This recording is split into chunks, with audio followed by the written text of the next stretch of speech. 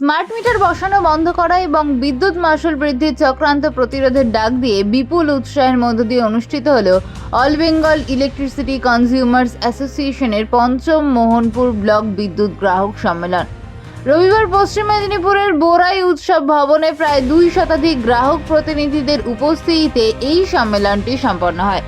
এর আগে বোরাই বাজারে একটি সুসজ্জিত মিছিল পরিক্রমা করে। প্রবীণ শিক্ষক পূর্ণচন্দ্র পাত্রের সভাপতিত্বে আয়োজিত এই সম্মেলনে মুখ্য আলোচক হিসেবে উপস্থিত ছিলেন এবিইসি এর রাজ্য সাধারণ সম্পাদক সুব্রত বিশ্বাস। তিনি বলেন, কেন্দ্রীয় বিদ্যুৎ মন্ত্রীর পূর্ব ঘোষণা অনুযায়ী স্মার্ট মিটার বসানো বাধ্যতামূলক না হলেও নির্বাচন মিটতেই রাজ্যে তা জোরপূর্বক চাপিয়ে দেওয়ার ফতোয়া জারি করা হয়েছে, যা সম্পূর্ণ অগণতান্ত্রিক। উত্তরপ্রদেশ সহ দেশের বিভিন্ন রাজ্যে এই মিটারের অতিরিক্ত চার্জের বিরুদ্ধে তীব্র জনবিক্ষোভ তৈরি হয়েছে। রাজ্যেও এই লুটেরা যন্ত্র রুখতে ট্রান্সফরমার ভিত্তিক প্রতিরোধ কমিটি গড়ে তোলার আহ্বান জানান তিনি। একই সাথে আগামী 23শে জুন রাজ্য জুড়ে প্রতিবাদ দিবস পালনের ডাক দেওয়া হয়েছে। সম্মেলনে অন্যান্যদের মধ্যে বক্তব্য রাখেন বিদ্যুৎ গ্রাহক আন্দোলনের নেতা বিদ্যাভূষণ দে, দীপক পাত্র, দিলীপ দাস, স্বপন পাত্র প্রমুখ। সম্মেলনের শেষে হিমাংশু দাসকে সভাপতি এবং কবীন্দ্রনাথ সাউকে সম্পাদক করে 50 জনের একটি নতুন মোহনপুর ব্লক কমিটি গঠন করা হয়।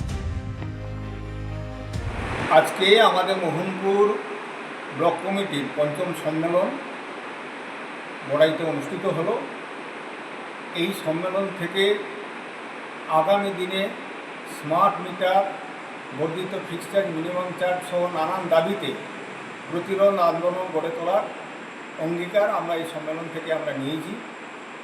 আগামী দিনে ট্রান্সফরমার ভিত্তিক কমিটি গঠন করে যাতে কোনো জায়গা স্মার্ট মিটার লাগাতে না পারে, সেই জন্য তার কর্মসূচি আমরা এখান থেকে আজকে গ্রহণ করেছি।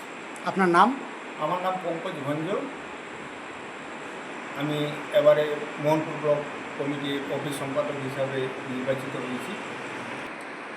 এবারে এই সম্মেলন থেকে হিমাংশু দাসকে সভাপতি, কবীন্দ্র সাউ সম্পাদক